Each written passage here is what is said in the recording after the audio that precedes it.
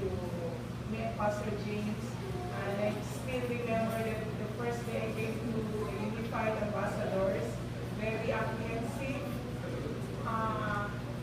I was transported from several levels of growth, and the person that I was nearly 2 years ago, and now you will not recognize. So I'd like to launch this 1,000. God bless you. God bless you. I am fortunate to have the last one.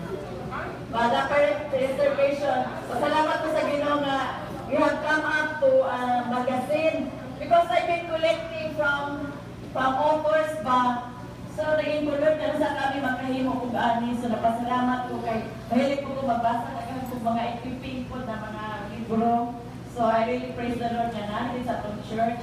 No, I've been opportunity si Pastor, di-acknowledge ako ba, one of my mentors, no, in my growing. I did 7 years in this ministry, no. Daghan kayo kung mga nahibalaan sa iya, ha, mga impartation, mga wisdom, mga deliverance nga, dili lang yun ako na-acknowledge ang true deliverance ba. I've been through big churches, but it's different from here. Kay matagam naman yun mo ang real thing ba, na wala na sa lain. I really praise the Lord. Amen.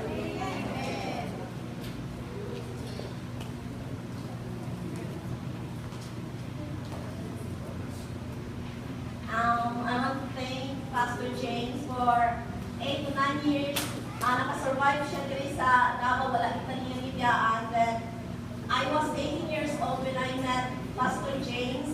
Dapat ko'y na-witness sa iya mga miracle, pero kuan lang nako, ginahilo wala kay nako siya ginakuan sa akong mga kailan kay kuan man good kay magisod kag dala kay mga kanakaning kuan kayo sila dili kay nagasimba nga gusto is to believe man good.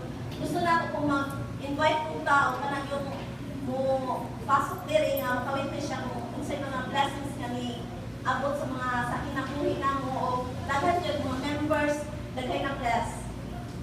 Amen. God bless you. Please let us stand up as we praise where we come forward for the anointing service so that we can give you the little refreshment we have before we finally depart here. Amen. Okay? The music, because so you just come forward immediately for the